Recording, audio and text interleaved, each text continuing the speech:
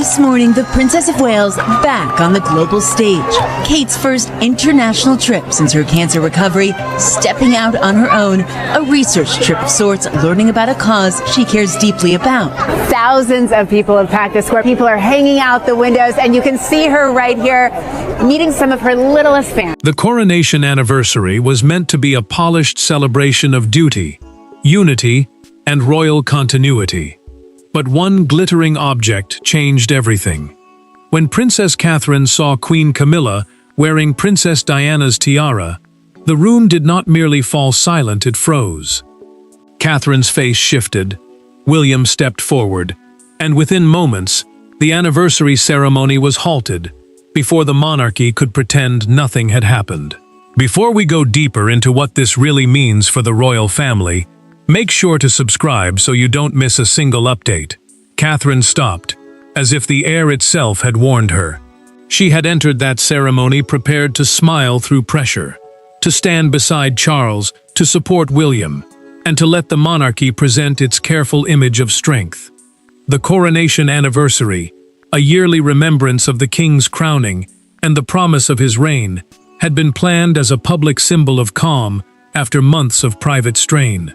Camilla was supposed to stand beside the monarch as proof that the palace remained steady. Instead, she wore the one symbol that made steadiness impossible. Diana's tiara did not look like decoration in that moment.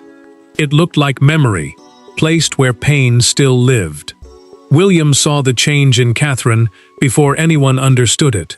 The prince looked first at her face, then at Camilla, then at the tiara, and his expression tightened with the shock of recognition. He knew exactly why it mattered. Diana was not only a name from the past, she was his mother, his wound, and the public heart of a story the palace had never fully escaped. Charles lowered his program slowly, and the king's silence became its own confession. He did not ask what was wrong. He looked straight at the jewel, and for one terrible second, it felt as if he already knew too much. Camilla tried to remain still. She lifted her chin, held her posture, and waited for Catherine to blink first. But the queen consort's confidence weakened under that stare, because this was not a dispute about fashion or rank. It was about who had the right to carry Diana's memory into a royal ceremony, and who had been denied the chance to object before the damage was done. Catherine did not raise her voice. She did something far more dangerous. She refused to continue. A senior aide moved quickly toward her, speaking in a low tone meant to rescue the schedule, but William stopped him with one controlled gesture. The aide froze, understanding that this was no longer an interruption. It was a rupture. Charles remained caught between Camilla and the future king, while Catherine stood at the center of a silence the palace could not manage. And behind that silence was the question that would soon tear through the room. Who approved Diana's tiara for Camilla? And why had Catherine been kept in the dark? And as the ceremony collapsed into whispers, the real battle moved from the public floor to the faces of the four people standing at the center of it. In that suspended moment, the monarchy became painfully human. Catherine was no longer simply the Princess of Wales. She was a woman staring at the memory of Diana placed on another woman's head. William was no longer only the heir. He was a son forced to protect a legacy in front of the father who had shaped it. And Camilla stood beneath the weight of a crown she could not command. Catherine looked at William before she spoke, and that single glance carried the weight of years. The Princess of Wales, a title given to the wife of the heir to the throne, and forever tied in public memory to Diana, had never been just a position for her. It was a promise. It meant grace under pressure, yes, but it also meant protecting a legacy millions still treated as sacred. William understood that instantly. The prince had spent his whole life watching Diana's memory pulled into public moments, softened by official language, and placed wherever the palace needed emotion. But this was different. This was not a speech. This was not a tribute. This was Camilla wearing the tiara in front of Catherine, in front of him, in front of Charles. Camilla felt the room turn before anyone said a word. The queen consort held her face steady, but her eyes hardened when she realized Catherine would not simply continue. She had entered the anniversary believing the jewel would prove acceptance, not resistance. She expected the ceremony to carry her forward. Instead, the silence pushed her backward, into every old comparison she had tried to outlive. Catherine's stillness became judgment. William's stare became warning. Charles's hesitation became danger. And Camilla knew the room had started asking the question she feared most. Had she crossed a line that could not be covered by rank? Charles tried to measure the damage, but the king's pause only made the moment worse. He knew the coronation anniversary mattered, because it was meant to remind the country that his reign had settled into strength. He also knew Diana's memory could never be treated like a spare royal symbol. Every person near the front understood that the tiara had turned unity into conflict. William was caught between duty to the crown and loyalty to his mother. Catherine was caught between public composure and private pain. Camilla was caught between her title and the history that still followed her. Sophie moved quietly toward Catherine, and that small step changed the emotional balance. The trusted confidant did not interrupt. She did not try to manage the princess or soften her reaction. She simply stood close enough to show support, and Catherine felt it. William noticed it too, and his expression shifted from shock into resolve. Camilla saw that shift, and the queen consort understood she was no longer facing one woman's discomfort. She was facing a united front. Charles finally looked from Catherine to William, then back toward Camilla, and the silence sharpened. The king had not yet spoken, but his face revealed enough. The tiara had not arrived in that room by innocent mistake. Someone had selected it. Someone had approved it. Someone had decided Catherine did not need to be warned. And now the palace had to answer for it. To understand why Catherine's reaction carried such force, the story must move backward to the private moment that made this public clash inevitable. Weeks before the anniversary, there had been a warning. Not a rumor, not a vague discomfort. A specific private exchange had already exposed the danger. Catherine had asked that Diana's personal legacy never be used as palace decoration, especially not during ceremonies designed to polish over old wounds. That request was heard. It was recorded. And then, on the anniversary day, it was ignored. Catherine walked into that private planning meeting already carrying the weight of what could go wrong.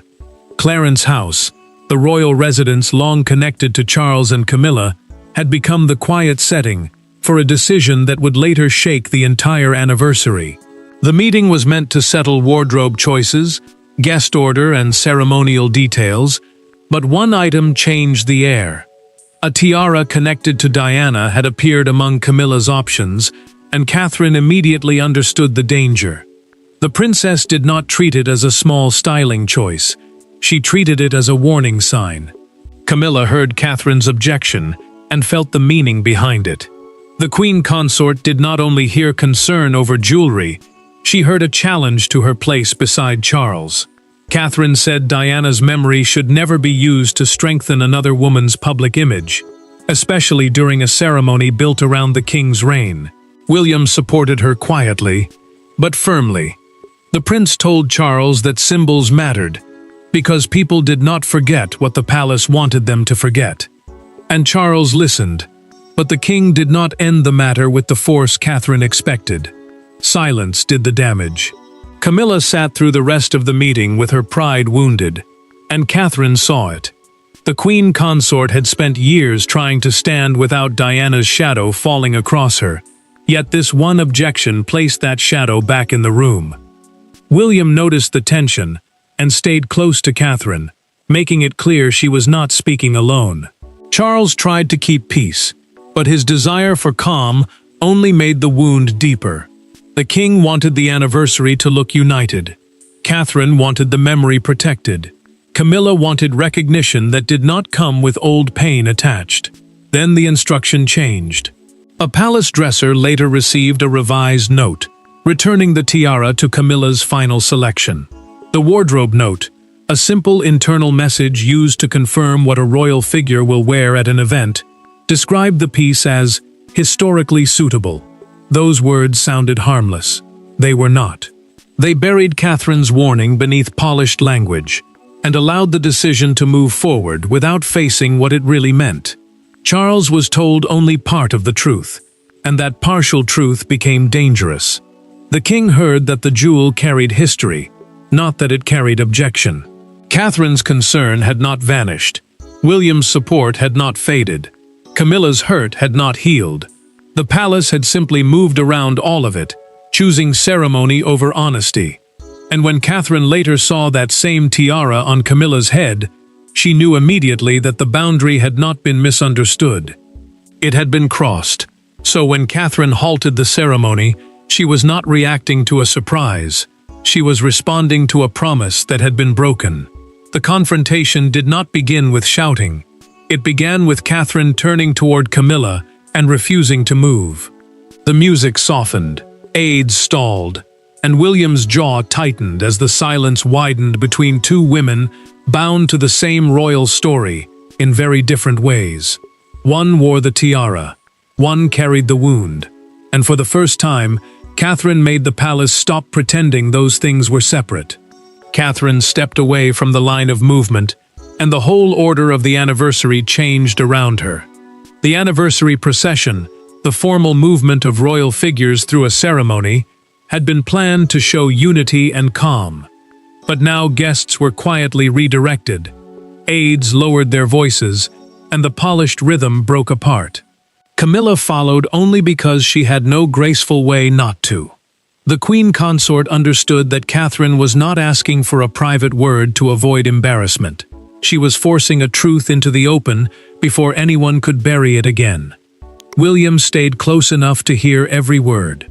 The prince did not interrupt, but his presence made Catherine stronger and Camilla more careful. Charles stood several steps away, watching with the tense stillness of a man who knew the ceremony had slipped beyond control. The king had wanted the day to honor his reign, yet the moment had turned into something more painful. It mattered, because Diana's memory was not private history for the public. It was emotional ground that millions still guarded. It also mattered because Catherine now carried the same title Diana once made unforgettable, and that made the tiara impossible to treat like a harmless jewel. Catherine looked directly at Camilla and told her the tiara was not an ornament. Her voice stayed calm, but that calm made every word land harder. Camilla replied that she had worn what had been approved, and the queen consort tried to make approval sound like protection. But Catherine did not move. She asked who had approved it after her objection. That question cut through rank, through ceremony, through every careful smile the palace had prepared. William then asked what no aide dared say aloud. Did Camilla know Catherine had objected before the final selection was made? The prince's voice was low, but the question carried the force of a verdict. Camilla's eyes flickered toward Charles before she answered, and that one glance changed everything. The queen consort had not simply looked for support. She had looked toward the person who might know how deep the decision really went. Charles felt the room turn toward him. The king had not been accused, not directly, but the silence placed him inside the crisis. Catherine did not demand a public apology. She demanded something sharper, something immediate, something no palace aide could soften. The tiara had to be removed before the ceremony continued. Camilla's face tightened. William did not look away, and Charles suddenly understood that his next words would decide whether this day remained a family wound or became a royal power struggle. And once Catherine placed that demand before the king, the anniversary stopped being about memory and became a question of power. King Charles had survived decades of scrutiny, scandal, duty, and impossible expectation. But now the crisis was not outside the palace gates. It stood directly in front of him. Catherine wanted the tiara removed. Camilla wanted her dignity preserved. William wanted Diana's memory protected. And Charles, caught between the woman he married and the son who would inherit his crown, had no neutral choice left.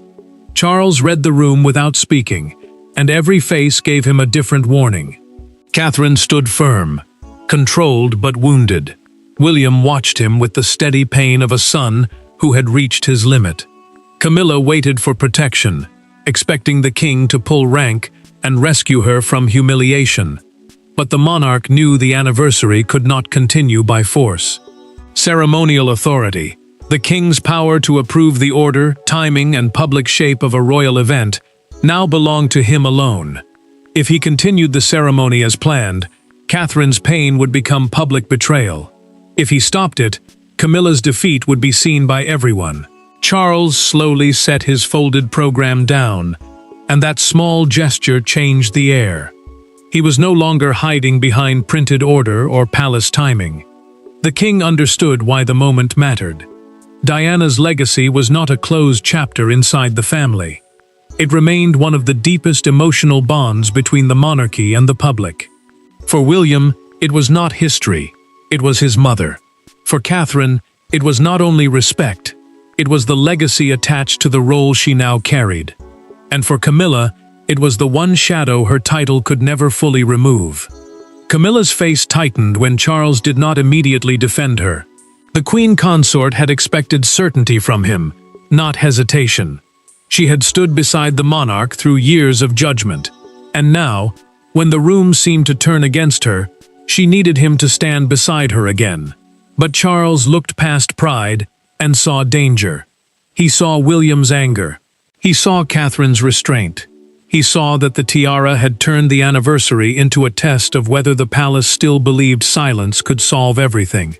A senior private secretary stepped forward with the wardrobe approval note, and Charles took it with visible caution. The private secretary, a senior aide who handles sensitive royal papers and instructions, did not need to explain much. The note said enough. Catherine's earlier objection was marked in the margin. Her concern had not disappeared. It had been recorded. The final selection had still moved forward. Charles stared at the page, and the king's silence became heavier than any argument. William saw his father's expression change. The prince knew then that this was no longer about misunderstanding. Catherine saw it too, and her pain sharpened into certainty. Camilla saw the same shift, and realized the approval she had trusted might not protect her after all. Charles had been handed proof that the palace had been warned, and that warning had been brushed aside. The decision came quietly, but it landed like thunder. Charles ordered the ceremony delayed and requested a private room for the four principals. Camilla looked away. Catherine did not. William stayed close to her side, and the king walked toward the closed door, knowing the public disturbance had become something far more dangerous. Behind that closed door, the monarchy's polished surface cracked further, because consequences had already begun moving through the palace corridors. Outside the private room, no one knew exactly what had been said, but everyone knew something irreversible had happened. Aides stopped using the word pause and began whispering, "Delay." Guests checked their phones. Footmen waited for instructions that did not come. And inside the royal household, the truth became impossible to contain. Catherine had forced the anniversary to answer for Diana. Camilla left the room first, and her silence told the household more than any statement could. The queen consort sat alone for several minutes, hands clasped tightly, face controlled, pride wounded. She had believed the tiara was proof of acceptance, a sign that her place beside Charles had finally become secure. Instead, it had become the object that exposed every old fracture. The Coronation Anniversary program, the planned order of speeches, appearances, and royal movements for the day, had now been formally delayed under the phrase, "private royal consultation." Those words sounded calm. Everyone knew they meant crisis.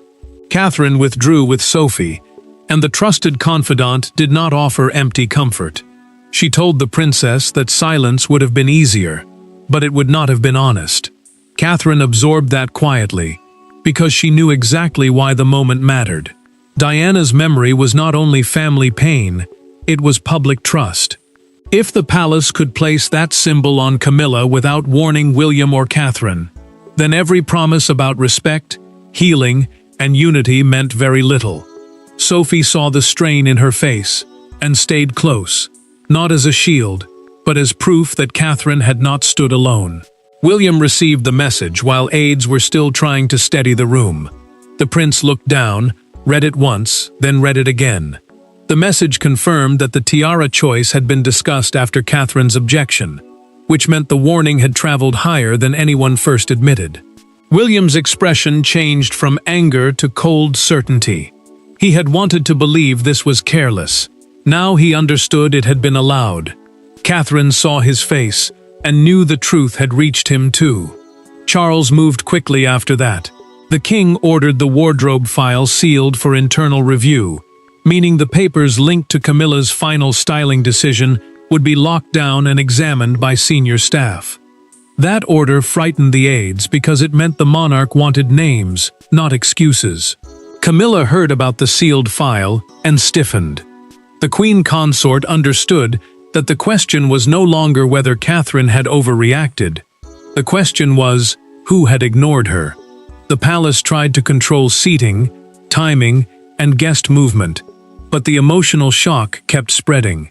Every redirected guest, every delayed instruction, every quiet glance made the same thing clear. The ceremony had not simply been interrupted, it had been wounded.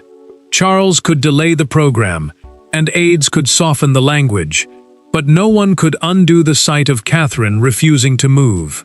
William found Catherine before the palace found its official story. The prince did not speak at first.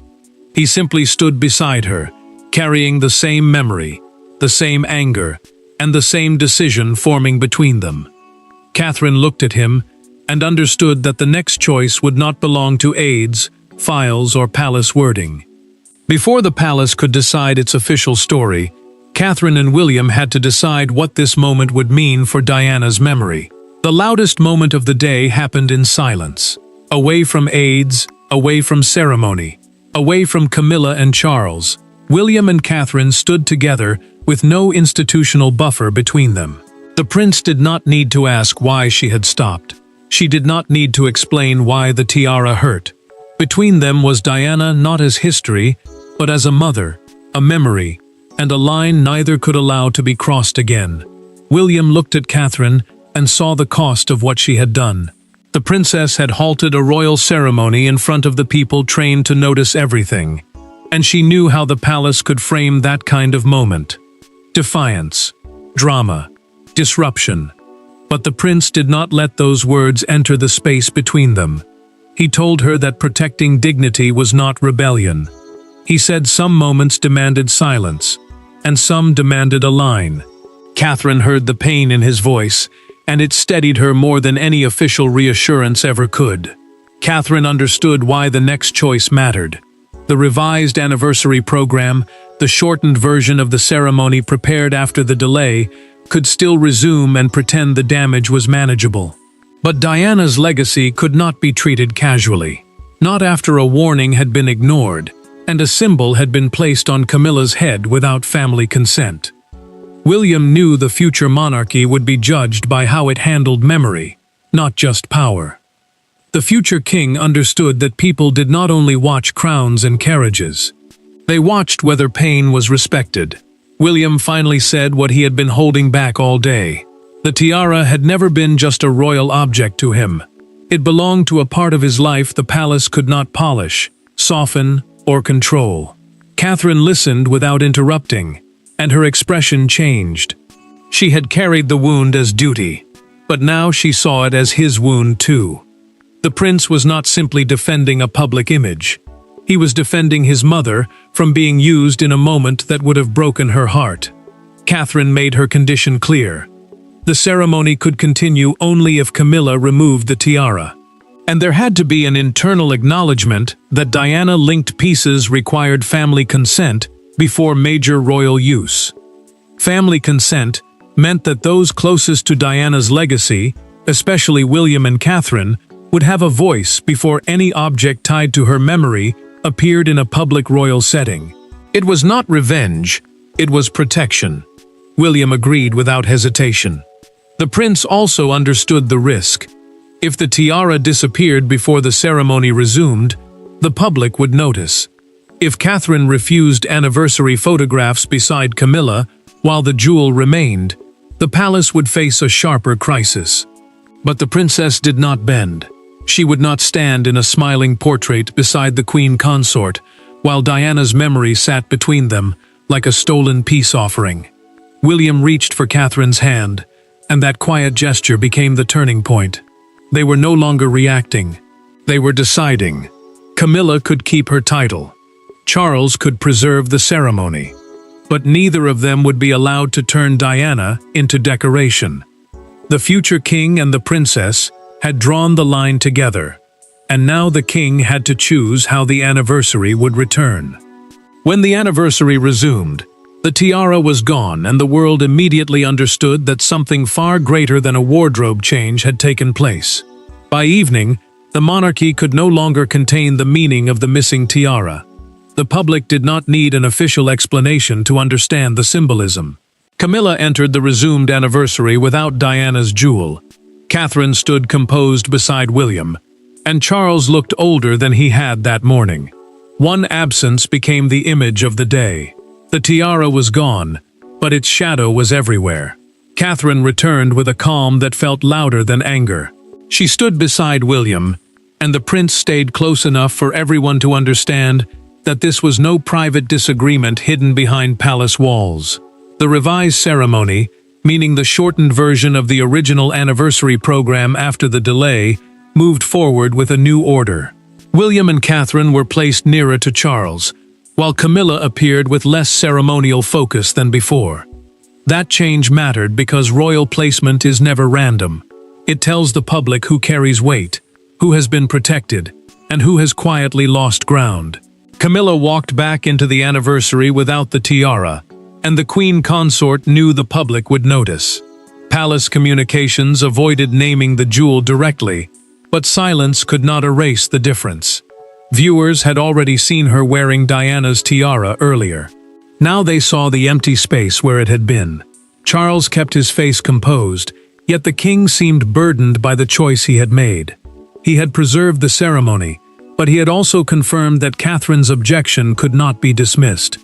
The monarchy had continued, but it had continued on her terms. William watched Catherine face the cameras with steady restraint. The prince knew that people would read her calm as strength, because they understood what Diana meant to her role and to his life. Catherine did not perform victory. She did not look toward Camilla with triumph. She simply stood there, composed and unshaken, while the missing tiara said everything she refused to say aloud. Camilla stayed controlled, but the queen consort looked wounded, and even those who supported her could see the correction. The jewel had been removed. The message had landed. The next morning made the crisis impossible to soften. One major newspaper carried two side-by-side images. Camilla wearing Diana's tiara before the halt, and then returning without it after the delay. The headline read, "The Jewel That Stopped the Crown." That front page, a newspaper's most visible cover story used to define the national conversation, turned a palace disturbance into a public verdict.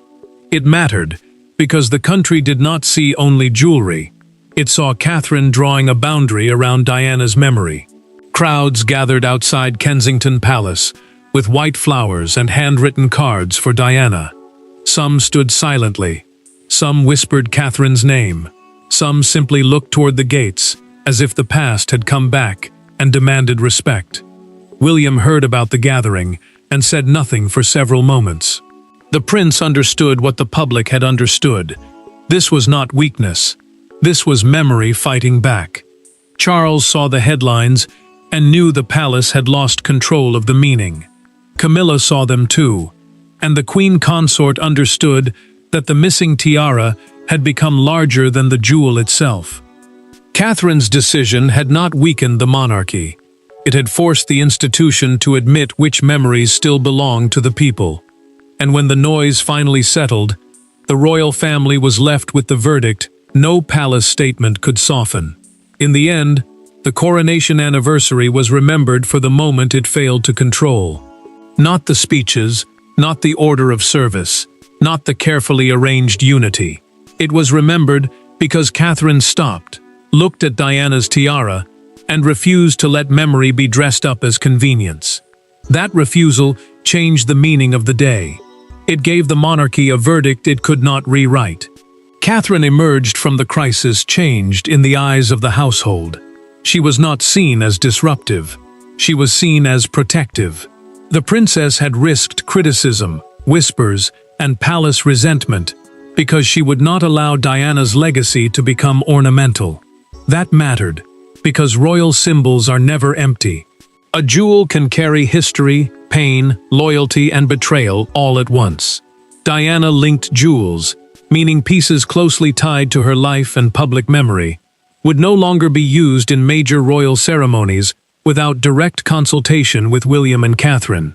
That final internal decision turned Catherine's refusal into lasting protection. William stood beside her, and the prince's support made the verdict impossible to dismiss. He had not defended Catherine only as a husband. He had defended Diana as a son. The future king made it clear that his mother's memory would not be treated as a flexible palace tool, brought forward when useful and ignored when inconvenient. Catherine understood what that meant for the monarchy's next chapter.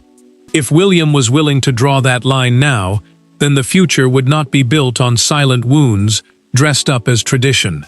Camilla kept her place, but the queen consort also met a limit she could not cross again. Her title remained. Her role beside Charles remained. But the day proved that rank alone could not erase the emotional boundaries surrounding Diana. Camilla had entered the anniversary hoping the tiara would show acceptance. Instead, its removal became a public correction. She did not lose everything, but she lost the illusion that the past could be worn without consequence. Charles accepted the revised protocol, and the king's quiet decision carried its own confession. The revised protocol, a new internal rule for how sensitive royal symbols would be approved in future ceremonies, showed that peace built on silence was no longer strong enough to hold the family together. Charles had wanted unity. Catherine had demanded truth. William had insisted on respect. And in the end, the monarchy adjusted around the truth instead of punishing it. The anniversary concluded, but its original purpose had changed forever. It was meant to celebrate seamless continuity. Instead, it exposed the cost of ignoring emotional history. Catherine had drawn a line between royal duty and emotional truth, and for once, the palace did not crush that truth beneath ceremony. It moved around it, it accepted it, it remembered it. The anniversary ended, the guests departed, and the palace doors closed, but the message remained unmistakable. Diana's memory had not been borrowed, softened, or replaced. It had been defended.